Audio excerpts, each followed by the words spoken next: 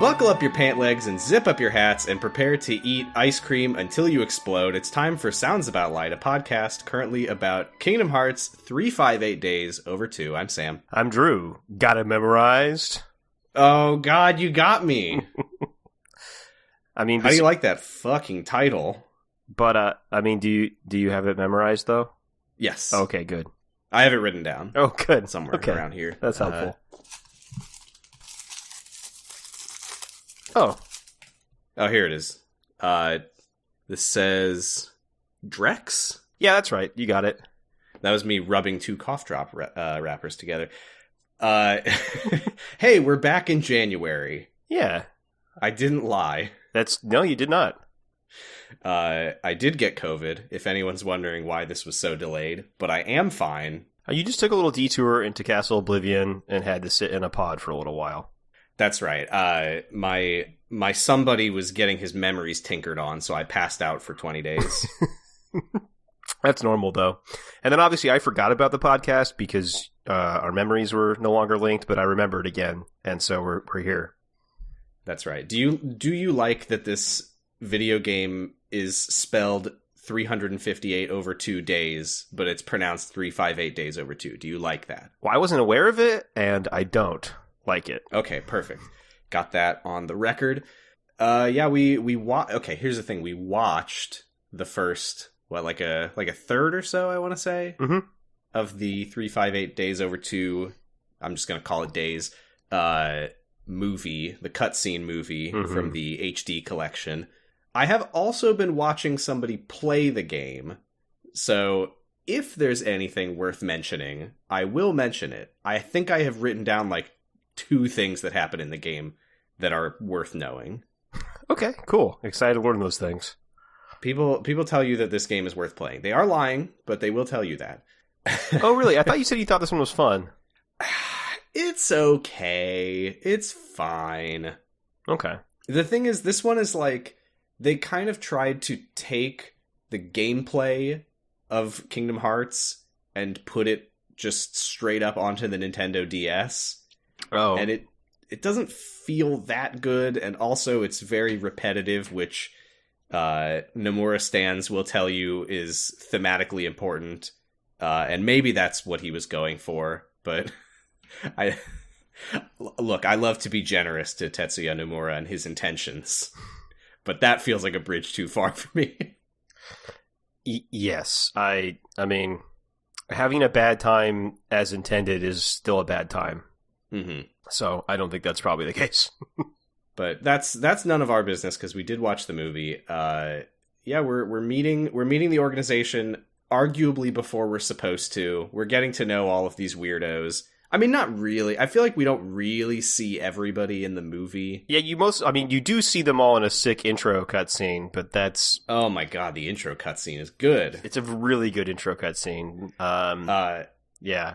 But you don't really spend that much time with very many of them. No, because that's the thing. In the game, Roxas is literally going on missions every day. I mean, not all 358 of the days are represented in the game, but every day he goes on a mission, and sometimes it's with various members of the organization, and there's also co-op multiplayer where you can play as any of them, so we get to see a lot of them up close.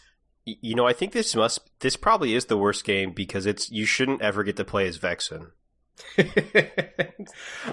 Just by weird coincidence, I've been seeing a lot of stuff with Vexen's voice actor in it lately. I've been playing Persona 3 because that just came out on PC. Okay, yeah.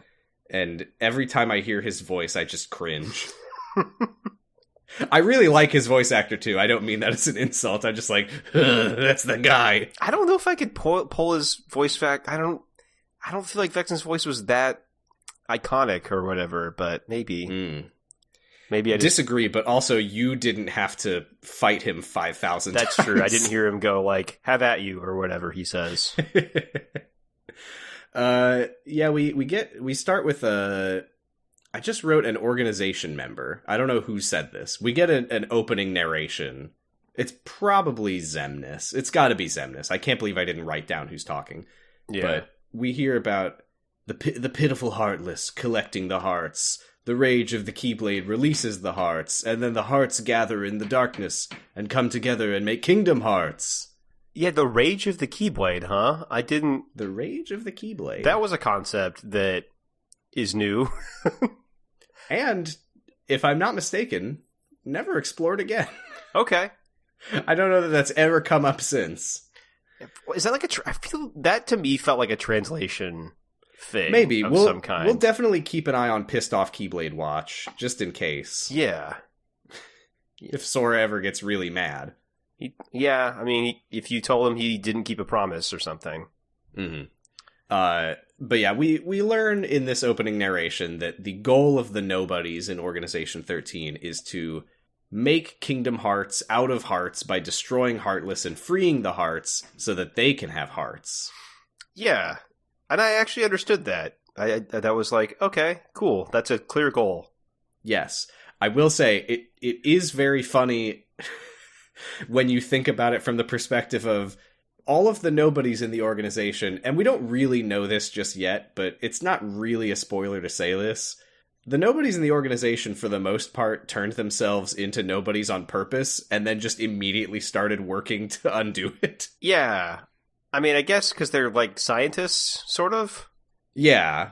I mean, Vexen definitely seems that... I mean, well, Xemnas is the perfect example of this, because he's Ansem's Heartless. Nobody. Fucking hell. Yeah, that is still bad and so hard to keep track of in my head. Ansem turned himself into a Heartless on purpose. Right. And then his nobody equivalent immediately was like, fuck, I need to become a person again. Why did I do that? We'll get into Xemnas' motivations more eventually. But we get our first of 1 million billion scenes on the old clock tower in Twilight Town, where it turns out that Axel and Roxas used to hang out there constantly. Yeah. I don't remember if there's ever a reason given for this. I guess it's just that Twilight Town is in the realm between, and it's pretty close to where the organization headquarters is, so they just go there all the time after missions, I guess. Yeah, are the headquarters not just actually there or something? No, so I think in this part you probably will have seen their headquarters a couple times. I have, yeah. It's called The World That Never Was, and yeah, it is also in the realm between. I think their castle is like right on the border between darkness and betweenness. Okay. Twilight Town is a little less so. Okay. So spatially it's close enough, I guess is the idea. Interesting. And then they eat ice cream. Yeah. They eat a lot of ice cream. Tick. Yeah. If we're making fun of Kingdom Hearts 2 for the amount of ice cream they eat, oh god. Right, yeah, no, there's way more in here. And Axel, I think, asks if you've got it memorized twice in one scene. Does he really? Yeah. Oh my god, yeah. This is another one of those things. I talked about this with Chain of Memories, that a lot of this stuff was written for a handheld game with no voice acting, and it sounds a little janky to hear out loud. I'm pretty sure this cutscene was actually voice acted in the first place. I think so, yeah. So we get these like cool title cards of all the organization members with their names, their ranks, their titles, their abilities. Interesting little note from the DS version is that in the DS version, on the bottom screen for each one, they would have a little bio for each of them. And we learned that I hate saying all of their names in succession because it just sounds ridiculous, but here we go. We learned that Zigbar, Zaldan, Vexen, Lexius, and Zexion are all founding members of the organization, whereas everyone after them was brought in afterwards. And we also learned that Cyax is Xemnas' second in command. I don't think we really get that in the movie. No.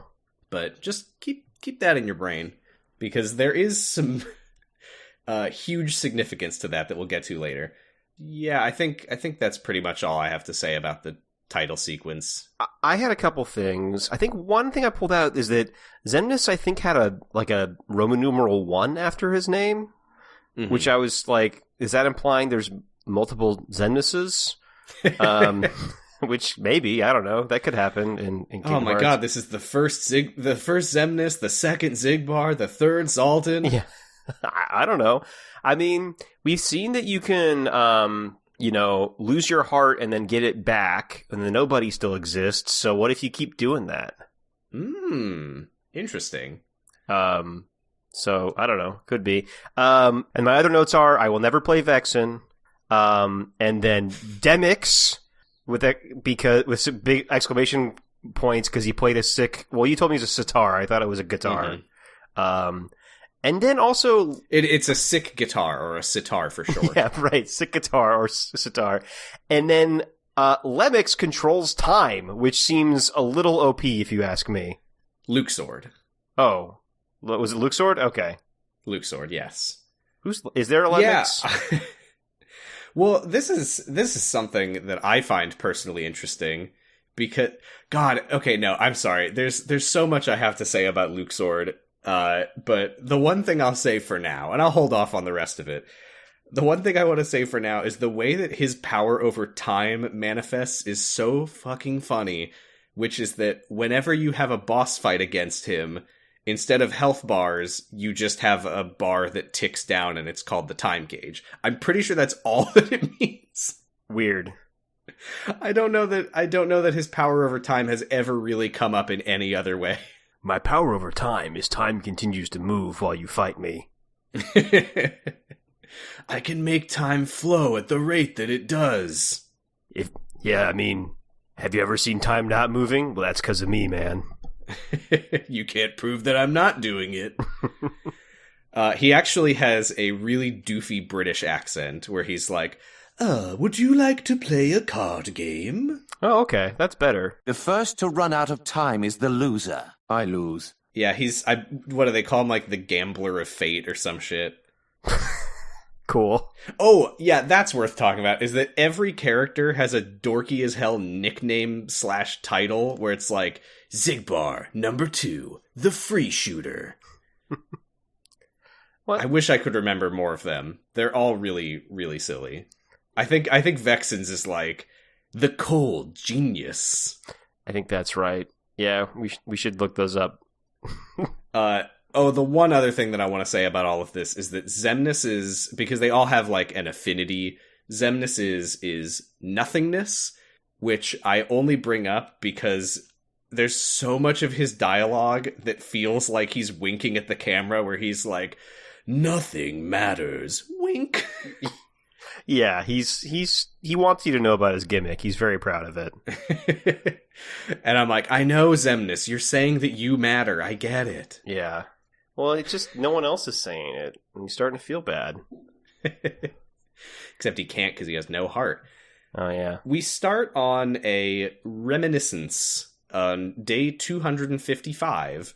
I think every single day has a title. We're not going to be saying them every time, but this one is Why the Sun Sets Red, and this is my first apology of days, because I made sure that we noted the thing with Roxas holding up the blue crystal to the sun, and I was like, haha, it's because Axel's going to tell him about why the sky is blue. But that's not what happens. Sorry, everybody. Yeah, I guess not. I made an important note of something completely unrelated that has no significance at all. These games mess with your head. But yeah, they kind of... Axel... Fucking hell. It's so hard to use these names all at once. Yeah, too many X's. Axel's kind of teasing Roxas about how when he first showed up at the organization, he was like a zombie boy. He's got no memories. He couldn't speak. He's just all... Ugh. And that's kind of the basis of their friendship is, and I hate to say it, I'll just get this out of the way. A lot of people find Days very, very emotional and important, and I like Roxas and Axel's friendship in concept. I never feel like I'm really sold on it through what we see, and I feel like this is all they really have to offer us is Axel teasing Roxas about how he used to be kind of a zombie. Yeah, I mean, they eat a lot of ice cream, and Axel continues to ask him if he has it memorized or not. And that's nice, but it's pretty surface as far as friendships go. Yeah, I wish, I don't know. Maybe it's one of those things where, like, in the game, there's just a lot more, like, meaningless dialogue between them that doesn't get put in here. But yeah, their friendship, I like it. I wish that it was deeper. Yeah. But Axel, did you think this was a metaphor here, where Axel explains that the sun sets red because red is the color of light that travels the furthest? I didn't. I thought it was kind of like a weird JoJo's Bizarre Adventure thing where you just learn a fact for a minute. I actually don't know, but I wonder if that was maybe supposed to be a little reference to himself being ambitious, perhaps. Oh, I guess I could see that. Yeah, I just thought we were getting sun facts, and Roxas loves them. But Roxas wonders, where is she? And Axel has a pained expression. Who are they talking about? I know now, but I didn't at the time. Where is Larxene, our third friend? Yeah, Larxene. Oh, boy. I sure hope I don't kill her someday. We go back to day number 7, where we meet the organization's 14th member, and Xemnas introduces her as one of the Keyblades chosen. Seems like you really shouldn't have a 14th member in Organization 13. I don't remember if it comes up in the movie, but I think that if you, like, talk to, like, maybe Zigbar in the lobby of the organization headquarters, I feel like there's someone who says stuff like that, where they're like, 14 in an organization with 13 people? Okay. I guess this is the video game. One thing I liked about this, I think Xemnas says something about how, like, another person to wear the coat, and I was really glad he called attention to the coats. I love that. It's like Game of Thrones, like, she's going to take the black. We've got a new person here to wear the coat. Yeah, man. Which is really funny considering we already know from Diz at the end of Chain of Memories, it's not like this is their uniform. They just wear it because they go through dark tunnels. Yeah, it's very functional, and I mean, did they invent them, I guess? Nope. Did Diz steal them from the organization?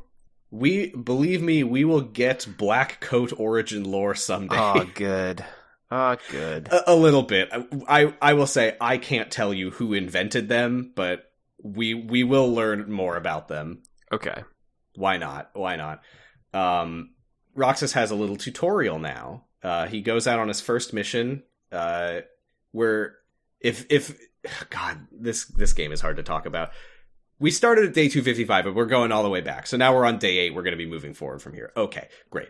Roxas is going on his first mission with Axel, and I don't remember. Did the movie really make it clear what the missions entail? I think you're going around killing Heartless, right? Yes. So because Roxas is now one of 2 members with a Keyblade, yes. Basically, his missions are him being escorted around different Disney worlds from previous games. I guess from Kingdom Hearts 1, I should say. No, there's some from 2, actually, now that I think about it. But being escorted by different organization members around the Disney worlds to fight Heartless and harvest hearts. Is Shion always with you, or no? No, Shion will start to join Roxas at some point. But early on especially, I think it starts off with just Axel, and then you start going around with pretty much everybody. Okay, got it. There's a little callback to Kingdom Hearts 2 where Axel is like, Roxas, do you remember your name? And he's like, that's a bad question. Why did you say my name in the question? And he's like, okay, great. Do you remember our boss's name? And Roxas says, yeah, Xemnas. And Axel says, no way you'd ever forget his name, am I right? Yeah. This leads to the thing I mentioned to you the other day, which is I'm starting to think that Axel can't remember anything, and he's asking people if they have it memorized all the time because he's just hoping they can tell him stuff because he's forgetting everything. Just outsourcing his memories to everybody else. Got it memorized? It's not a catchphrase, it's a cry for help. Got it memorized? I wish I could. Oh. We also hear from Saïx that number 14's name is Shion. Xion. Is this name Ion or is it Neo? I hope it's not Oin. I'm actually going to hold off on that one until later. Okay, all right. We've got so many names. Syx. I'm not going to go through them all at once, but while we're talking about Syx, Isa. Okay. That one's fine. Yeah. Cool. Any guesses what Xemnas is? Well, yeah, I know what that one is. It's Ansem with it. Sex man. Oh, okay. Come Golem. So they do their first mission, and Axel treats Roxas to some ice cream on the clock tower. I forgot about this, that Roxas, like, takes a bite of ice cream and he goes, "It's salty, but sweet." And Axel's like, "You ate some the other day and you said the exact same thing then." And Roxas is like, "Oh, did I? I didn't know that." Yeah, it is weird that nobodies, I almost said Heartless, nobodies start out with, I guess there's like because it does seem like hearts are related to memory, and it seems like they have trouble with memories early on when they're new. Well, I thought I don't remember if we get into this time. All I'll say for now, and maybe it'll come up later this episode, but Roxas is a weird case, as you could perhaps guess. Right, yeah. So yeah, Roxas he's kind of a baby right now. His memories haven't really started forming. Right. But he is going to be going out on missions every day. We get a few days where Roxas just kind of like narrates what he learns each day. This is literally the movie trying to do a tutorial in it. But the gist of it is he's going to be gathering hearts for Kingdom Hearts, and he doesn't really understand why or what that means. And join the club, Roxas. Yeah, he's like, I don't know what a heart is. And kind of in the context of this game, I'm not sure I always know what a heart is either. Another thing he asks is if he exists, which I always think is a stupid question, because if you can ask that question, you clearly exist. But yeah, Roxas, have you ever heard of Descartes? Yeah. And the other thing I thought was funny is he's like, we're all working together to complete Kingdom Hearts, which I like the idea that they're all trying to beat Kingdom Hearts 1, but they can't. We're gonna platinum it, I swear. Yeah. Riku keeps beating us up on the beach, though. We'll never finish this game. We're trying to get to level 100 before leaving the Destiny Islands. God.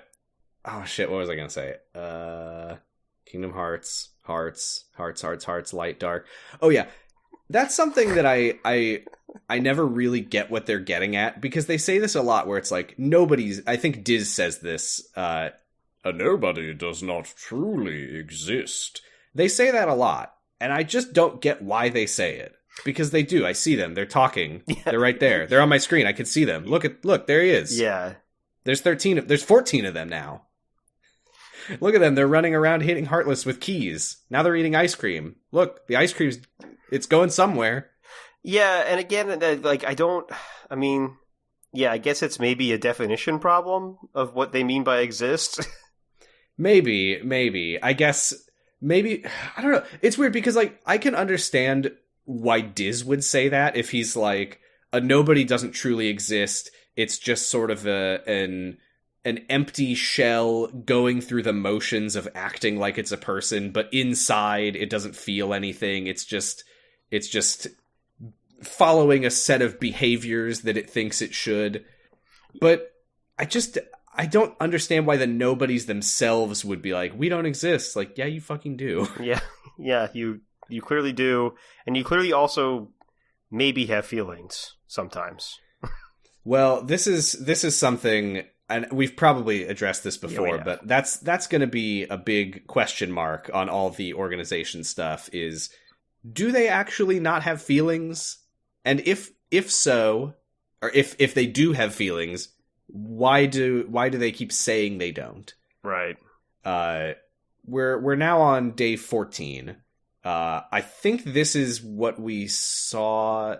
Oh, no. At the end of Chain of Memories, we saw Roxas in his people clothes, not in a coat. But they do see the Twilight Town kids, Hainer, Pence, and Olette running around. I love that Roxas is like, is that what normal kids are like? And Axel's like, yes, normal kids are stupid idiots who run around all the time. True. That's all they do is run. Axel is basically just like, don't think about it too much. Let's eat more ice cream. Why not? But, God, it's weird, though, because he's like, don't try to be like them. Let's go eat ice cream and laugh about stupid things. That's what they do, because we're friends. Just like how they're friends, so we're just like them.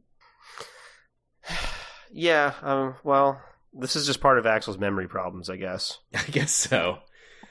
And Axel says, let's meet up for ice cream again after our next mission, too, in case that wasn't obviously going to happen. We skip ahead to day 22. Axel says that tomorrow he's going away on a mission to Castle Oblivion.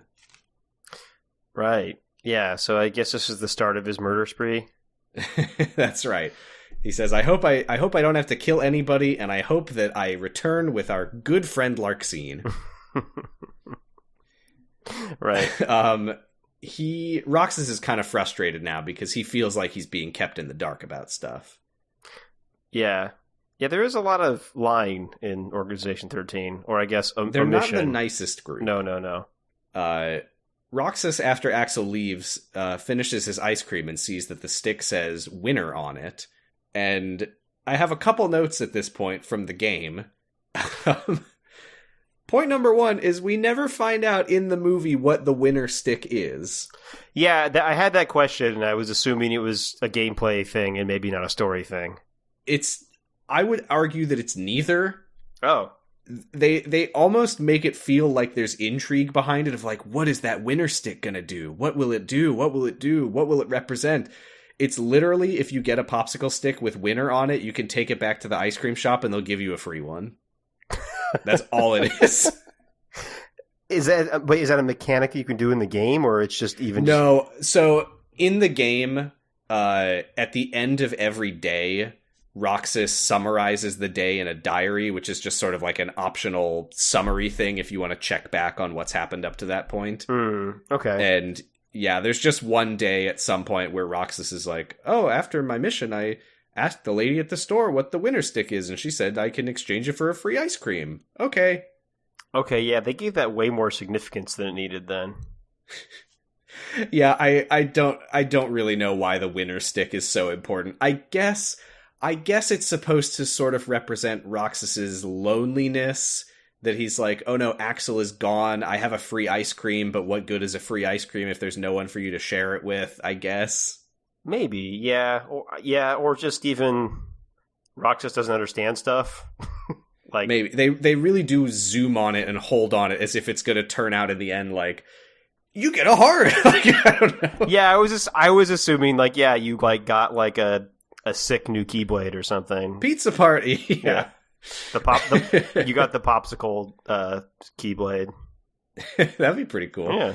Yeah. My other note from the game at this point is that if you come back from the mission and you just talk to all the nobodies in the lobby afterwards, you could talk to Luxord, who says, "What shall I do without half the poker league?" Wow, there's a lot of implications there that are very strange.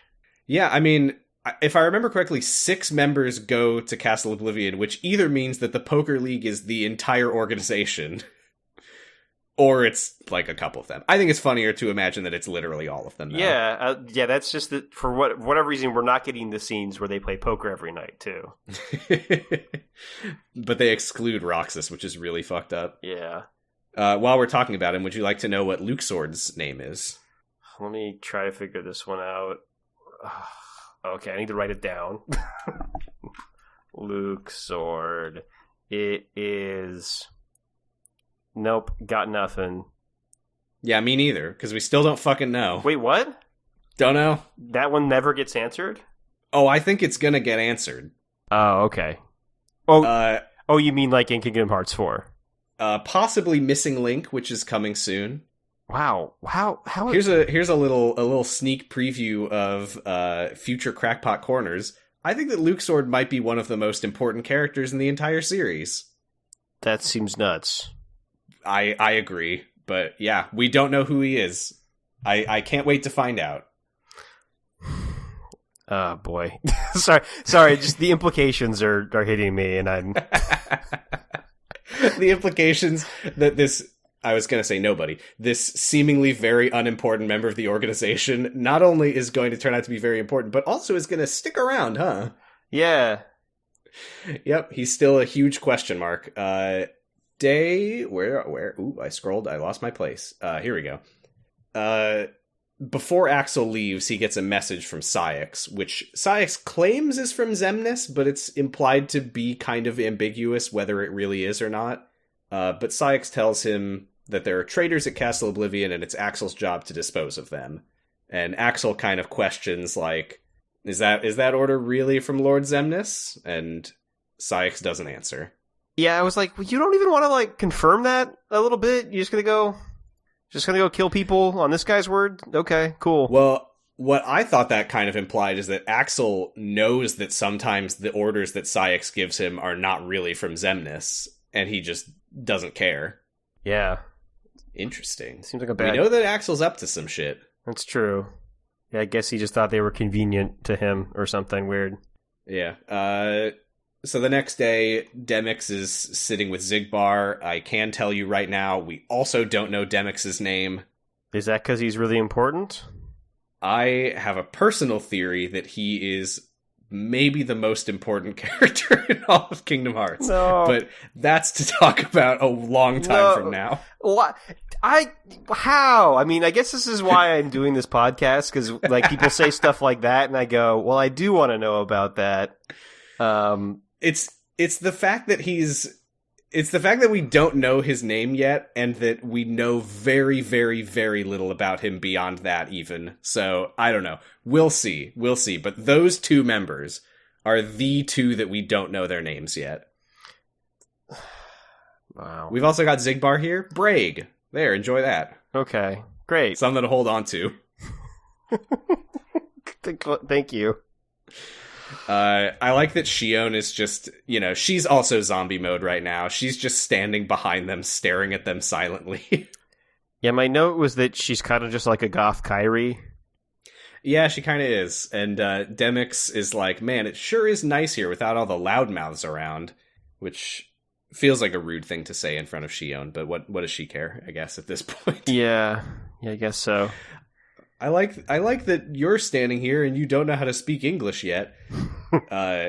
Xigbar calls Xion Poppet and Roxas Kiddo, so that's his vibe. This did make me look up what a poppet is. Uh-huh. Because I was like, well, I've heard that word and I actually don't know what it means, and it's a small figure of a human being used in sorcery and witchcraft.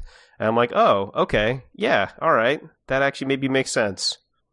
I feel like I have heard other characters in other things call people Poppet, though. Me too, and I just never knew what it meant. And yeah. I guess that's what a poppet is. Roxas... Oh, this is where he has his first mission with Xion. And at the end of the mission, she says his name, and he says, "You can talk!" Yeah, exciting. You can talk? He doesn't say that. The most condescending thing you could possibly say to somebody. Yeah. I think we get a flashback here to the day that Xemnas, picked up Roxas and gave him his name. Yeah, it seemed really weird and out of place to put here, but yeah, we got that again. Well, as long as we're talking about Roxas's name, I guess. Oh my god, doesn't he, float the letters of Sora in the air and then, slam an X into the middle or something? Well, that was at the beginning, too. They showed that during the beginning cutscene, and then it does it. Yeah, they did, that's right. Then it does it again, yeah. Yeah. As if, my favorite part. As if you hadn't figured that out yet. A lot of people didn't, to be honest. That seems insane, but okay. I agree, but no offense if you didn't to anyone listening. Maybe some offense, I guess, unless you were a child at the time. If you're a child, that's fine. Stop listening to this. But Please. My favorite part of this scene, though, is just when we get the shot, because Xemnas is in his robe with his hood up. When we get the shot looking up at him and we see his little face through the hood. Because we almost never see someone's face when they've got the hood on. Yeah. It's really weird. Yeah, because it kind of always seems like there's some magic on the hood to keep you from seeing the face or something, but I guess... No, that's just them trying to keep secrets from the player. Yeah. Well, speaking of hoods, this is where the next morning, Shion takes off her hood for the first time and wishes Roxas good luck on their mission today. They fight a dark side together, and Roxas loses his Keyblade, but Shion picks it up and kills the dark side with it. Yeah. And they're both very surprised that she could do that, which is kind of weird considering that we already know that she's a Keyblade user. It's the first thing they said about her. Yeah.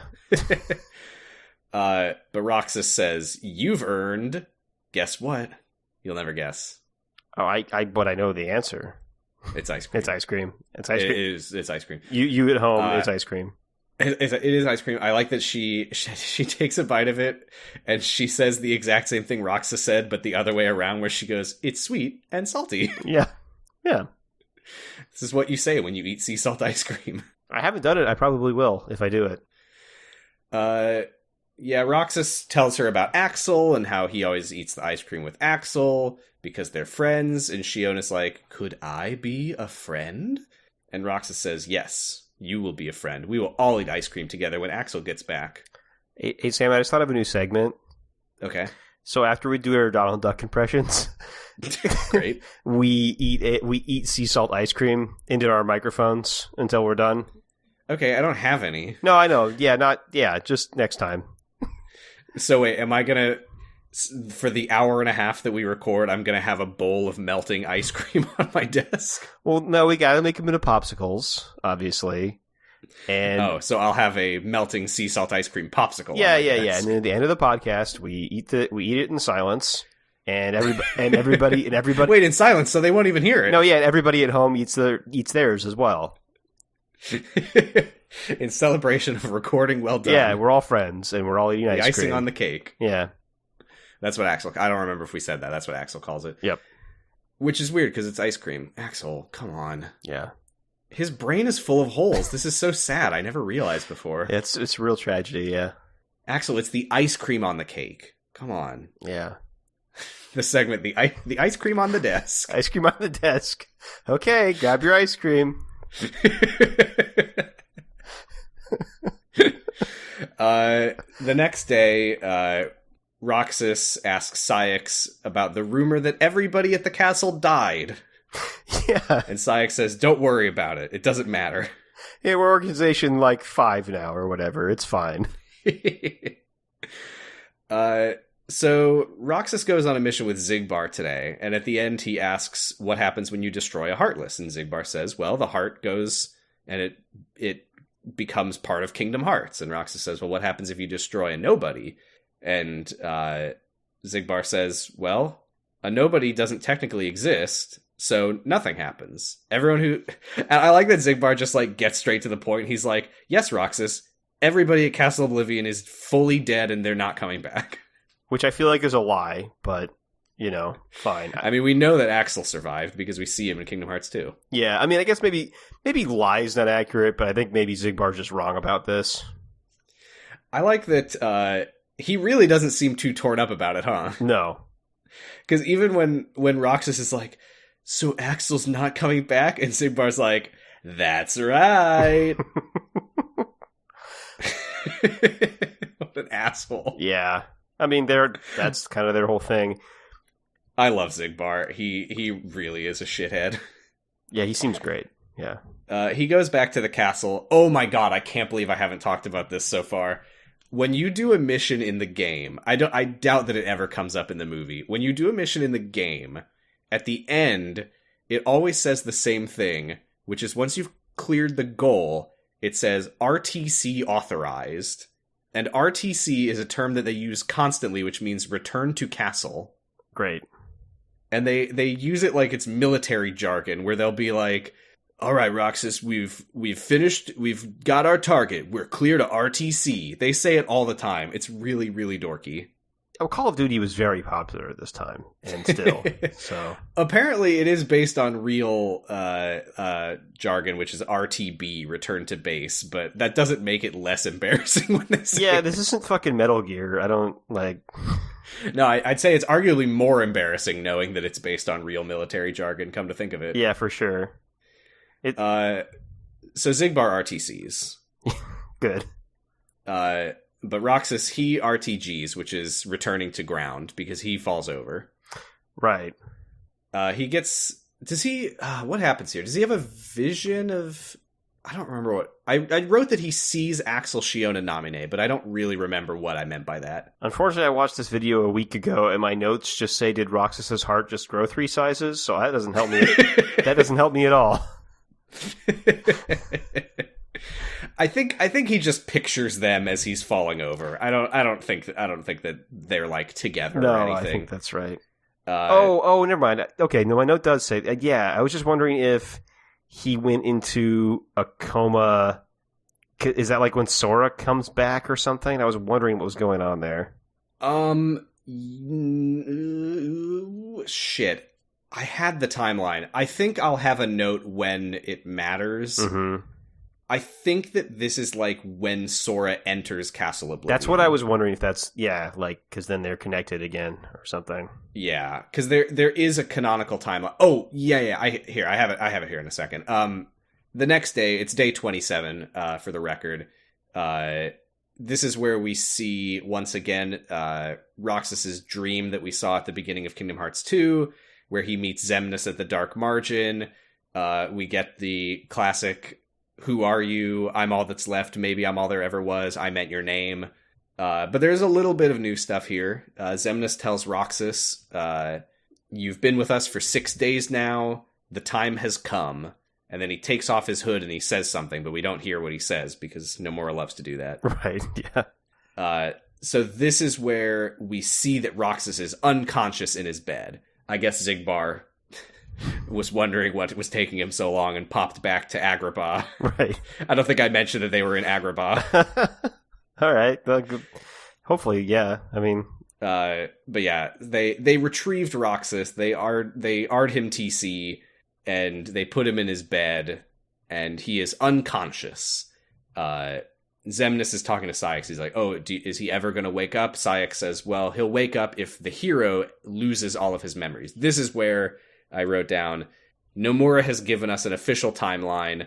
This is where Namine starts messing with Sora's memory. So Sora's in the castle. He's starting to lose his memories. And that has a weird, unintended side effect of knocking Roxas unconscious. Right.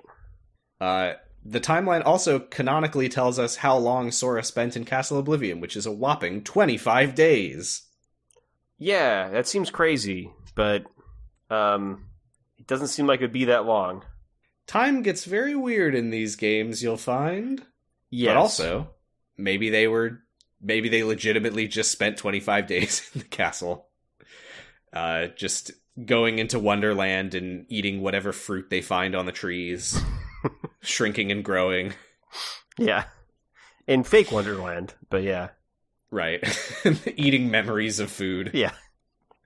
Going to Twilight Town and eating memories of sea salt ice cream every day. God. It's good for you if it's a memory. Maybe, yeah. I mean, I'm not even really sure what the nature of people are in this universe, so maybe, who knows if they even have calories. Saïx, meanwhile, tells Xemnas that it's okay if Roxas is in a coma, because Shion can use the Keyblade, so she can harvest hearts on his behalf. Are you playing as Shion here for a while? Is that what's happening? I don't think so. I think it does just skip ahead. I don't think we play as Shion. Oh, okay. It just skips ahead to day 49. Shion visits Roxas, which it turns out she's been doing every day after her missions. She says, I just went to the most beautiful world, and hopefully next time you can come with me. And she puts something down next to his bed and leaves. And we see that she's been bringing him seashells every day after her missions. And did you recognize the one that she just gave him? I didn't. No. It is a thalassa shell from the Destiny Islands. Okay. The same ones that Kairi was gathering. Got it. Okay. Roxas kind of starts to wake up a little, and we see him having a little blurry vision of Sora going to sleep in the pod, because Chain of Memories is over. And Roxas wakes up on day 50. So it's like he wakes up because Sora's asleep. Exactly. Got it. And he wakes up to the sound of Kairi, voiced by Hayden Panettiere, all the way back in Kingdom Hearts 1. Her first line, "I knew I'd find you snoozing down here," wakes Roxas up. But nobody's actually there. Nope. As funny as it would have been if Kairi was just standing over him. "I knew I'd find you snoozing down here. Who are you, and how did I get here also? Please help." That would just be a nominee, though, if that's what was going on. Uh-huh. Yeah. So he goes out into the main hall, but nobody's there. He just goes to the clock tower, I guess. Right. Why not? It's his favorite place. He hasn't had sea salt ice cream in weeks, okay? He's dying. Yeah. I think at a certain point in my notes, I literally stopped writing down that they were on the clock tower with ice cream. Yeah, same. But Shion finds him, and Roxas says that he feels like a zombie, and they laugh, and that's the way that people become friends in this group. Yep. She gives him another seashell and tells him to hold it to his ear, and he hears the sound of the waves, and he closes his eyes, and he sees a little vision of Sora and Kairi on the beach. I thought it was really cowardly of them to not have a little crab pinch his ear. As always. Yeah. It's what should happen. It's what should happen when someone holds up a shell to their ear. Here's a little fun fact. That probably would have happened if there were Disney characters in this game.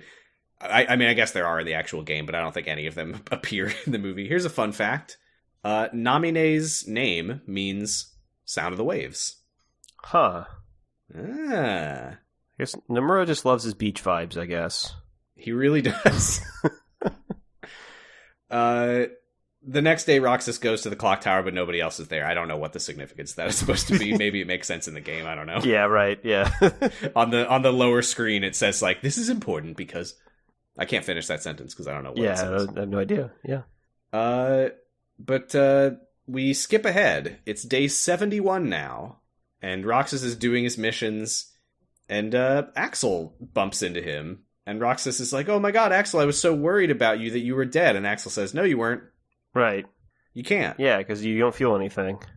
They go eat ice cream on the clock tower. The muscles used in my voice to say those words are going to get burned out over the course of this game. You can only say it so many times in a lifetime. They go to the clock. But Axel says that he hasn't actually reported back to Xemnas yet. He hasn't RTC'd. I think in the game, he actually does say that he has not yet RTC'd. Good. They cut that for the movie. He says he needed time to sort out his feelings.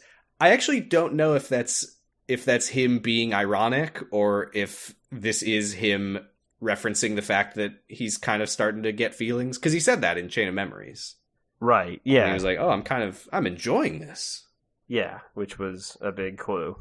Yeah. So I think that is actually a callback to that. I think that we are seeing that Axel is starting to feel stuff since he met Sora. Got it. Okay. All right. That makes sense. Yeah. They have a little laugh at that. Because Axel's a zombie and such. I like that Roxas tells Axel that he's friends with Shion now and that he's bringing her up here too, and Axel's like, "Oh, cool." Oh, great. Yeah, it's like, this is our thing. Thanks for asking. Yeah, and pretty soon, us and all of our listeners thing. Right. He's like, "Yeah, I promised that we'd all three of us have ice cream together." Oh, cool. Oh. That seems really fun for me. Oh, did you get to hang out with Shion? Yeah. I started bringing Shion up here, and I dressed her like you, and I gave her ice cream. She can say my name now, Axel. Yeah, she's great. She's got it memorized. Roxas. See, look how cool she is. Yeah, I love Shion. Yeah. Jesus, we really, again, as much as I feel like they don't sell Axel and Roxas' friendship that well, in my opinion, I know a lot of people would disagree with that. Like, I mean, I guess it's been weeks since the time skip now, but like, Shion has said and done very little, at least in the movie. Yeah. She saved his life one time. That's true, and they're best buds now. Yep. So the next day, Sayax asks Axel, wow, I said that, why he didn't RTC. And he's also like, oh, what happened to Naminé? Just as a little refresher, because the timeline can be a little hard to follow here, he is not referring to Naminé escaping from the room in the castle where Marluxia was keeping her. At some point after the end of the game... Oh, and this is worth bringing up here, because I completely fucked this at the end of Chain of Memories. One of the last things that we see at the end of Chain of Memories, Axel bumps into Riku Replica... no, sorry, that's at the end of Sora's story. At the end of Chain of Memories, Axel is still in the castle. Right. Naminé and Diz are sort of guarding Sora's pod. I mentioned there was a part where Mickey and Riku are walking together, and Riku, like, stumbles. I completely failed to put together what was happening there. That moment was Riku basically realizing that he's actually... Like, he's like, oh, I haven't really shaken off the darkness. Like, I'm still weak from the darkness. Which is why he then goes back to Diz and Naminé. Oh. Yeah, I really dropped the ball on that one. Yes, Riku goes back to Diz and Naminé because he believes that Diz can help him become strong against the darkness, is what happened there. Got it. Okay, alright. So this is us finding out that at some point after that, Naminé and Diz and Riku all left the castle, and Saïx is asking Axel, how the hell did that happen? How did she get away? And Axel says, I don't know. Yeah, not my job. Probably true. Yeah. Saïx asks if he checked every room, and Axel says that's impossible in Castle Oblivion. It's apparently very big. Apparently you can spend 25 days running around in there. It is very big, and this is interesting, though, because if we didn't know better, we would think that this was a callback to how you lose your memories in the castle, but that's not actually a thing. And Saïx here says, did you find the chamber? And Axel says, if I had, I would have told you. So, the organization are looking for something in Castle Oblivion. I'm assuming it's the chamber Sora's in? No, because if that was what he was talking about, then I guess he would have already known that he didn't find the chamber because Naminé got away. I guess so. Yeah. Yeah. All right. So they're looking for something in Castle Oblivion. And I think yeah, like you said, there's just a lot of rooms. Yeah. And it's hard to really go through the castle in the way that you would need to find the chamber. So more on Castle Oblivion eventually. Okay. But Axel is like, you did a great job, Saïx, figuring out that Marluxia was a traitor. And Saïx is like, oh, I didn't really do that. I literally just rounded up everybody who was in my way, and I sent them to the castle for you to kill them all. Yeah. And he's like, oh, Marluxia actually was a traitor? Oh, cool. Well, hey. Yeah. We got Lucky me, yeah. This is worth noting, because I mentioned earlier that the title, or the intros to each of the nobodies in the DS says that Saïx is second in command.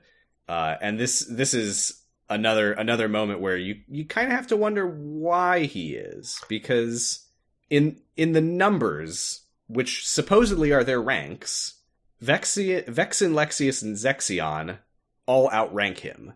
Right. But we know that he's second in command. I didn't know that when I was writing this in my notes, because I hadn't seen it in the DS yet. But I guess if nothing else, it's worth wondering, why is Saïx, who I think is number 7, why is he second in command instead of Xigbar? Just something to consider. He's the biggest jerk. He's the rudest man. Yeah. So Axel, this is rough. Axel's like, were you also hoping that I would die at Castle Oblivion? And Saïx just doesn't say anything. Yeah, that was great. And Axel's like, oh, I killed Zexion, by the way. And Saïx just leaves. Yep. Doesn't care. Axel, he looks up at... Oh, I'm curious. Did you know that this was Kingdom Hearts, what we see here? My notes actually say, like, I saw there's the Big Moon Heart, and that I have notes that say Big Moon Heart. And then yes, there is a big heart-shaped moon in the sky. That is Kingdom Hearts. And then later on I was like, is this the fake Kingdom Hearts? And then it was clear that it was Kingdom Hearts. Okay, fine. Yes, this is when they're harvesting all the hearts from the Heartless. This is where the hearts go to Kingdom Hearts. Heart. Although you mentioned something to me in an earlier podcast that there's a fake Kingdom Hearts. Is this fake Kingdom Hearts or is this real Kingdom Hearts? I will say it was never a fake Kingdom Hearts. It's an artificial Kingdom Hearts. Oh, because it's not held in that weird room between darkness and light. Yeah, I guess what I would say to that, and it's still, this is one of the more like arcane things about the Kingdom Hearts lore, parentheses series, not object, whatever the fuck Kingdom Hearts is. There are ways canonically that a quote-unquote true Kingdom Hearts is summoned. So basically what is happening is that Xemnas is trying to, like, force a Kingdom Hearts into existence. Okay. What does that really mean? I don't fucking know. Right, because we don't really actually know what it means to have a Kingdom Heart.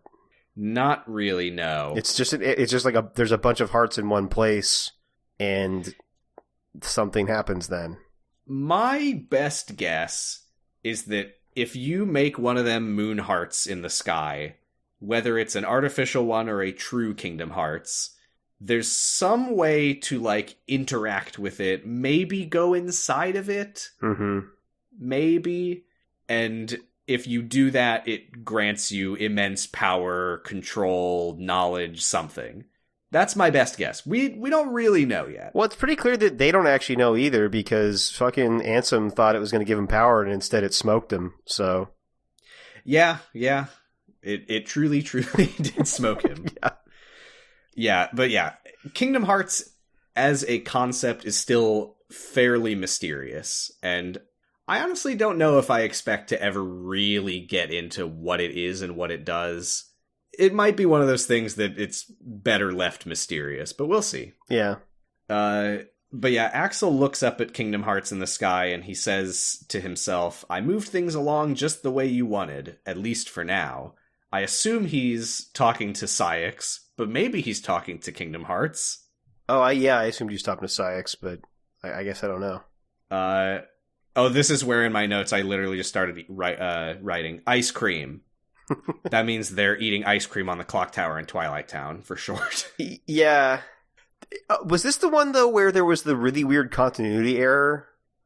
No, that is coming up soon, though. Okay, fine. I think that's the next one, yeah. Okay, great. But Axel and Roxas are eating together, and Roxas notes that Axel seems more upbeat than usual, and Axel's like, Maybe he rubbed off on me while I was in Castle Oblivion. And Roxas says, what? And he says, huh? What? Sorry? Who? Nothing. Yeah. I mean, Hearts. Is this because Roxas isn't supposed to know about Sora, or Axel's trying to spare Roxas's feelings? I think it's a combination of both. Okay. I think Roxas is supposed to be kept in the dark, and Axel probably doesn't want to confuse him and upset him. Okay, got it. Day 74. Okay, this was such a confusing moment in the movie. I can explain what was going on here in the game. So what is happening here? In fact, Roxas on the clock tower just now, he like wonders, where's Xion? Mm-hmm. When is she going to join us after a mission? This is really, really unclear from the movie. Xion is missing right now. Oh, okay. On day 74, Roxas and Axel's mission is to go find her. And it's actually kind of bananas what happens here. Because, and this is completely cut from the movie, Roxas, like, meets Hayner, Pence, and Olette in real life here. Oh. And talks to them at length, specifically Pence. Because Roxas is trying to find what happened to Xion, where she could be. Has anyone seen her in Twilight Town? And Pence tells him about the fucking 7 Wonders, and Roxas is investigating them, wondering if Xion might have anything to do with any of them. And then Pence and Roxas, like, investigate the weird noises in the tunnels together, and Pence, like, gives Roxas a quiz on Twilight Town. What the fuck? It's really weird how much they talk to each other in this. That's really bizarre. I can see why they cut it from the movie because it's very confusing, and I don't think it matters. I don't think that we should consider it canon. But ultimately what happens is they learn that Shion was on a mission in Twilight Town to hunt down a big boss Heartless, which is the same type of chameleon Heartless that crucified Clayton. Oh, okay. And what that means is she has been hunting it for days now because she literally can't find it because it blends in. Well, yeah, true. That is what it does. So you track down this chameleon Heartless outside of the mansion, and this is where we pick up where the movie it throws us into this, which is Shion just running at a big chameleon Heartless and Roxas inexplicably yelling at her and distracting her and almost getting her killed. Right, yes, yeah, that was very confusing when you don't know why this is happening. Yeah, I kind of thought she died. But yes, this was Roxas going, "Oh, there you are, Shion," and Shion's like, "Roxas? Clobbered, dead, crucified." Yeah. Okay. I appreciate this context. Thank you. Yes. It's very confusing. But Roxas and Axel beat the Heartless together, and then they ice cream. This is where what you were referencing, whenever we see Shion and Roxas on screen together, just the two of them, her hood is off and we see her face. Yes. Whenever the three of them are on screen together, her hood is on. Yeah, it was I assume this was like just a mistake. No. What? No, this is in the game too. Okay, but is it just it's on purpose? This actually had a meaning? Yes. All I will say is Roxas sees Shion differently to everyone else. Oh. I won't elaborate on that right now. We will get more of an explanation. It is very funny because it does look like a mistake, and it doesn't help that when the hood is up, she has the low poly pixel mouth stamped onto her head. Right. Yeah. So yeah, it does look like they just fucked up, but no, this is a little mystery for us. Why is it that Axel doesn't see her with her hood off the way that Roxas does? Oh, that's fucking weird. Yes, it is weird. Ponder that until next time. What else is happening here? They're eating ice cream. Ice cream. Roxas asks Shion, why are you so down? What's the matter? She says, well, since you last saw me, I lost my ability to use the Keyblade, which means that I can't do my job. If I can't get the hearts from the Heartless, I'm useless to the organization. And if Xemnas finds out, he'll turn me into a Dusk, which is a thing that we keep referencing that apparently he can do. Yeah, it's pretty fucked up. Or it's just a threat that he lies about being able to do. Right, yeah. There is stuff like that, yeah. I brought you into this world, and I can take you out of it. She also says that if you defeat a Heartless without the Keyblade, the heart just goes into another Heartless, which I don't think we knew. Yeah, I don't think we knew that, but very interesting. Yeah, I guess that's lore. Maybe? I don't know. So, does that mean, the rest of the fucking nobodies, can't help at all? I think that is why there's always a nobody escorting Roxas, because I think, yes, I'm pretty sure that they actually can't contribute anything on their own. So everyone else's mission is basically enable Roxas and Shion to get hearts. That's really funny. Yes. I mean, they also have other shit going on. Vexen was doing all of his stuff at the castle and such, but... Right, yeah. Yeah, in terms of their missions that they do with Roxas and Shion, yes, they are literally just escorts. Okay. But Axel has a brilliant idea here, despite his Swiss cheese brain, which is if they just arrange it so that Roxas and Shion do all their missions together, and they continue getting the same number of hearts every day, nobody will know that Shion has lost her Keyblade, and that it's actually just Roxas gathering twice as many hearts on his own. Yeah, there's not a lot of oversight in Organization 13, apparently, so great. No, I don't remember if... I think that it's cut from the movie, but there is a scene where Axel has to, like, convince Ceyx that that's a good idea. Where he's like, yeah, what if they do all their missions together, then the rest of us don't have to waste time babysitting them. And Ceyx is like, all right. All right, I'm glad I didn't have to watch that scene because it doesn't sound like it matters, but yeah. No, it only matters in terms of the person in charge of making these decisions did think that it was stupid. But yeah, Roxas is going to be pulling double duty. I bet that's really fun to play in the video game. Yeah. But he has no hesitation. He's like, of course, Shion, we're friends. I'll do it, absolutely. And Shion says, oh, Axel, are you my friend too? And Axel, I would say very reasonably, gets really awkward at that. Yeah, it's a weird question. He's like, that's a hell of a thing to say, but I mean, yeah, if you're friends with Roxas, then sure, I guess we're friends. And then, did you notice, after he says that, her hood is off for the rest of it, even when Axel is looking at her? I didn't notice that. Okay, alright. Day 75, ice cream time. Okay. Shion asks Axel and Roxas, what's the difference between friends and best friends? And Axel says...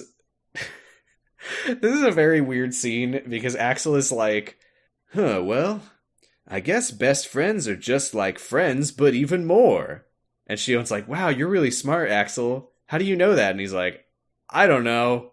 I don't have a best friend. I'm just talking out of my ass. Yeah. Yeah, it's a weird scene in general. Yeah, and that's the whole scene. Yeah. So. Yeah, doesn't he say they're plain friends? I don't know. Oh, yeah, I think he's like, best friends are like plain friends, but better, or something like that. Right, yeah. Okay. And meanwhile, all of the Kingdom Hearts fans who are really invested in this trio are like weeping at this scene. I can't imagine that. I can't either. I mean no offense to anyone who's really invested in these three. I feel like it's one of the biggest, like, things in Kingdom Hearts as a whole that just never really completely worked for me. But it's fine. It's not that it doesn't work for me, it's just that it's very surface, you know? Like, it's not bad, it's just not well developed yet. Yeah. And, you know, the three of them are friends for a full year by the end of the game, basically. 358, which is almost, it's one week less than a full year. I wonder if that week is the week that he is in a simulation in Kingdom Hearts 2, I wonder. But yeah, it's, as of right now, and maybe we'll get further in and it'll feel more like a real friendship. I guess it's also probably stunted by the fact that two of them are memoryless weirdos and one of them is literally has no heart. I guess they're doing the best they can with the tools they've got. Totally. Yeah. I mean, it just doesn't make it any better, you know? Yeah. We skip ahead to day 94. The organization are all, like, standing on top of the castle, looking at Kingdom Hearts up in the sky. And Xemnas says, the time has arrived, which I honestly don't know what the fuck he's talking about, because they're going to continue gathering hearts for another, like, 200 and something days. Okay, yeah, that's a good point. He said, the time has arrived. I was like, what? For what? To look at Kingdom Hearts on top of on the roof? Yeah, I don't know. This is the day we look at the Kingdom Hearts. The time has arrived. We're all ready for the poker tournament after this. Now that would be my thing that I would be really into. But first, we have to look at Good Luck Kingdom Hearts. That'd be a thing that I cry about and love. Is the poker tournament. He calls it the promise of a new world. He reminds them what their goal is, which is to conquer the heart and claim it as their own. We get a panning shot across the organization, and I do want to point something out here, and I don't know if you will have caught it, because I didn't ever think about it until I was watching it here. Xigbar and Ceyx have some facial features in common.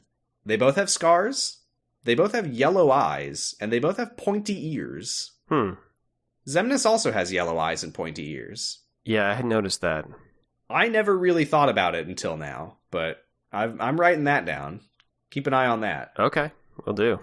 Ice cream. Ice cream. Unless you have anything to say about the roof scene. I don't think so. Oh, I guess the main thing... Oh, yeah, I got one thing to say about it, which is it doesn't seem like the thing they're doing is all that bad. Well, that's a very interesting point, and we will definitely come back to that, because, yeah, what we're seeing them do is they're hunting Heartless to try to get hearts for themselves. Yeah, right. Not, they're hunting not to steal hearts for themselves. They're freeing hearts from the Heartless, and they're gonna get their own hearts. Yeah, that doesn't... Is that so bad? It doesn't seem bad. I mean, unless them using those hearts to make hearts keeps, like, other people from getting their hearts back, but, those people seem pretty dead, so I don't know. Well, what I will say to that is, a lot of the stuff that they're doing here, we are seeing from their perspective. Okay. Which is a lot more friendly to their own actions because they're themselves. Right. Perhaps over the course of Kingdom Hearts 2, we will see how Sora feels about the things that they're up to. Okay. All right. Fair enough. Yeah. Ice cream time. I don't know if this scene actually... Well, yeah, okay. I was gonna skip it, actually, but Roxas is like, is this all worth it? What's really the point? And Axel says, well, if we complete Kingdom Hearts, we'll all get hearts of our own. And Roxas says... Does that really matter? Which I would say is a very reasonable question from his perspective, because as far as he could tell, he already has feelings anyway. Yeah, it's just like, what is the point of any of this? But sure. Perhaps one might argue that they're using him, and they don't actually care if he cares about making Kingdom Hearts. Yeah, maybe, yeah. Who's to say? Yeah. The next day... God, that means that they got ice cream after the roof meeting. They are just going out of their way to sit on that fucking tower. Can they eat the ice cream in the office? Do they have a freezer? It's just not the same, You have to ask Vexen to cool it to get the ice cream ready. It's just not worth it. Yeah, because you have to talk... Oh, also, he's dead. I forgot. Well, yeah, I was going to say you have to talk to Vexen then, but yeah, that's probably a bigger deal that he's not around Never mind, anymore. That's right. He is dead. Yeah. Yeah, so they all... Oh, this is interesting for something you were asking about earlier, because it's ice cream time, as always, and Roxas and Shion are asking Axel about how everyone in the organization seems to have their own unique skills. We got the Keyblade, you got your fire powers and all that, and Axel says, well, it's because we all have memories of our pasts. And Roxas and Shion are like, wait, what? Yeah. Yeah, that does seem like a pretty big deal. I do like that up to this point, because nobody had mentioned it, they were all just assuming that they all had memories, or that none of them had memories, rather. Yeah, I kind of assumed that they wouldn't. But yeah, no, Axel, he remembers everything up to when he became a nobody. Hilariously, Roxas asks Axel what he was like before this, and he's like, I don't know, this. Right, yeah. But that's what we were talking about before, about why are the other, or what Diz was saying about nobodies and how they don't have emotions, they just act like they do because they just remember who they were before, so they just act the same as they used to, basically, is the idea. Oh, right, okay, yeah. Yeah, so Axel's like, yes, before I was a nobody, I loved to eat ice cream on this clock tower. I might not feel the urge to eat ice cream on a clock tower, but I know it's what I would be doing, so I'm going to do it every day. Every day. Okay. All right. That's fair. And Roxas wonders to himself... Oh, and Axel also, he calls his old memories baggage, which I don't know that necessarily has any immediate significance, but if nothing else, it implies some stuff about the nobodies of the organization. They seem to... It's weird, though, because they want their hearts back. Yeah. But they think of their pasts as baggage. I guess it's just Axel. I guess he personally feels like his memories don't really help him with anything. Well, it seems like he was maybe a good guy, and now he's going around murdering people, so maybe that isn't very helpful for his job. Yeah, it could be. I guess in that sense, it's like, I'm a nobody now, I have no memories, or I have no emotions, but I remember that I didn't used to be an assassin who killed my friends. Yeah, that could be that, yeah. So just thinking back to who I used to be is kind of annoying, because it just makes me think about how I've changed, I guess. Yeah, that's kind of what I thought. Yeah, that makes sense. Yeah. I'm satisfied with that. All right. Got it satisfied? Now that's a catchphrase. That makes your friends very uncomfortable. Roxas wonders who he was before all of this. And the last thing we see is that Diz and Naminé arrive at the mansion. Yeah, Diz and his best friend Naminé, that he's really nice to. And he gets to work coding a full pixel-perfect simulation of the town. Naminé, we have to do the game jam. Oh god, what a horrible thought. We have one weekend to recreate all of Twilight Town. This will help get you into university. Naminé, have you heard of DeVry?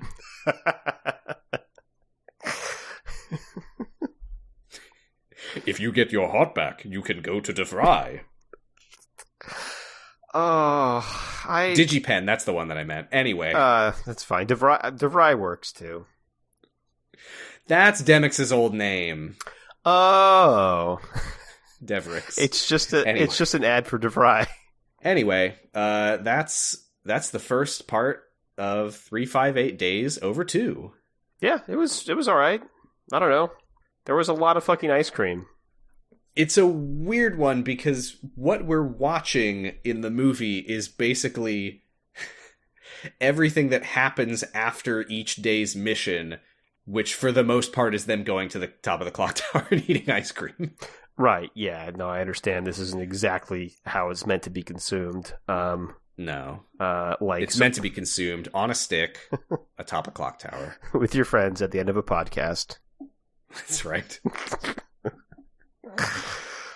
Yeah, I do like Days. It's definitely like on the lower end of Kingdom Hearts for me, but I think if nothing else, I think it has a good mood to it, which I think is helped a lot by just the general vibe of Twilight Town. Well, and I like nobody stuff, and I like learning about the nobodies for sure, because there's interesting things going on there. Although, yeah. I mean, I hope it... I will say this about nobodies, I hope that more of this stuff, when we learn the true nature of all of it, I hope it's more satisfying, you know? And yeah, I think if there's anything that we're missing from the game, it's that there's just a lot of little funny moments with Roxas talking to the other members here and there. Right.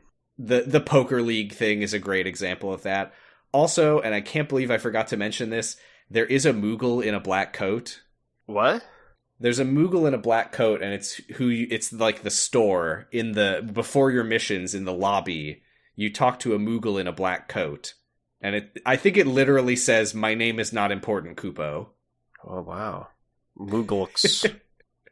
It also, I think it vaguely implies the reason it's wearing the coat is not because it's a member of the organization, but because it has to traverse the realm of darkness in order to get to their base to sell them shit. That checks out. Yeah. Okay.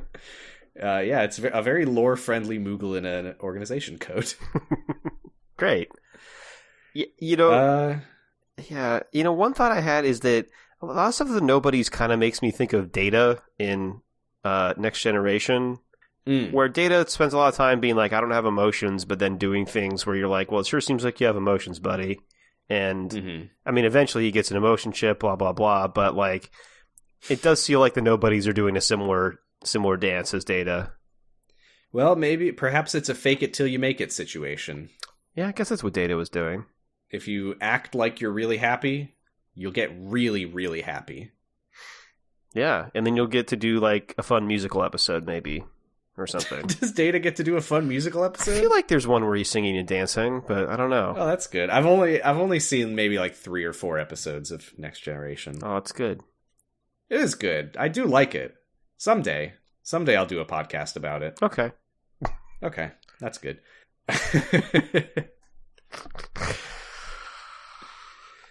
Well, we can't put it off any longer. Nope. I get so somber. It's time for Wish Us Duck, the segment where we try our goddamn earnest best to sound like Donald Duck. Yep. Let me give you an off-fooey. Oh, okay. I'll rev up my bill. Okay. Okay. That's pretty Here good. We go. Wow, that's pretty good. Okay. That's all right. Let me try. I will also need to rev up a little bit. Whoa. Ooh. A little rusty. Yeah, it's been a minute.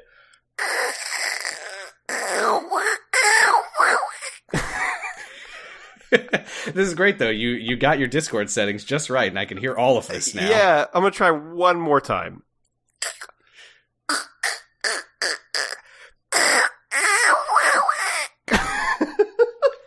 Oh, no. Ugh. Yeah. I think I actually was better at it before. One of the most devastating effects of long COVID. They don't talk about it enough. Not enough people are doing Donald Duck voices and then getting COVID. It's true. Well, I think that's it. Yeah, I think... Oh, no? You okay? Note to the listeners, I just cut out me having a Donald Duck triggered coughing attack. Yeah, maybe we could have taken a week off from the Donald Duck. No. Okay, all right. It's important. I mean, I think that shows that I'm doing it wrong, though, because I don't think I should be feeling anything in my throat. I don't know. Yeah, I guess not. Yeah. Well, I'll have to do some, like, hardcore training. I'll, like, hook up a sensor to my throat, and if it vibrates, like a swinging blade will cut me in half or something. Yeah, I'll start hanging weights from the back of my throat. Is throat jelking? I don't know. Great. This is the secret to doing the Donald Duck voice, is jelking. Yeah. Great. Oh, sorry. Well, that's a real shame. Yeah. You could find us on noisepace.xyz, where you could listen to all kinds of podcasts like LMNOP about elementary. Digimon Ghost Gaze? You can listen to Digimon Ghost Gaze about Digimon Ghost Game. You can listen to, I don't remember when we last recorded, but Pot of Greed has now started Yu-Gi-Oh! 5Ds, the motorcycles one. I didn't know there was a motorcycles one. That's interesting. That's the third of like 7 Yu-Gi-Ohs. Huh. Okay. Here's a fun game for everyone out there. Look up the protagonist of every Yu-Gi-Oh series over time and just see what their hair does. Are they? It gets real silly real fast. I'm gonna do that, I guess. You look at Jaden Yuki from Yu-Gi-Oh GX and you're like, well, that's just hair. What happened there? You could find us on co-host at Sounds About Light. You could find us at Twitter at Sounds Bout Light. Maybe once they extend the tweet length to 5 million words or whatever they're going to do, they'll also extend the username length to 1 more than it is right now. I mean, I hope it just kills the fucking site so I don't go there anymore. Ooh, now that would be fun. Yeah. They make the tweets so long that the servers get overwhelmed. At this point, that wouldn't shock me. There's like novelty accounts just uploading the B-movie script every 30 seconds until the website crashes. That's a better use for it than what most people do. A better use for Twitter or a better use for the B-movie script? Both, yeah. I mean... Better use than B-movie was. For sure. Haven't seen it. Oh, really? I've heard that it's really fun to make fun of it. Yeah, it's worth seeing one time. Oh, okay. I guess I'll watch B-movie. Yep. next time I will have watched B-Movie, and we will be talking about Keyblades. Yeah, Keyblade. I'm afraid to do it, but I'll do it anyway, and if it fucks me up, then nobody will hear it. Keyblade! Sounded great.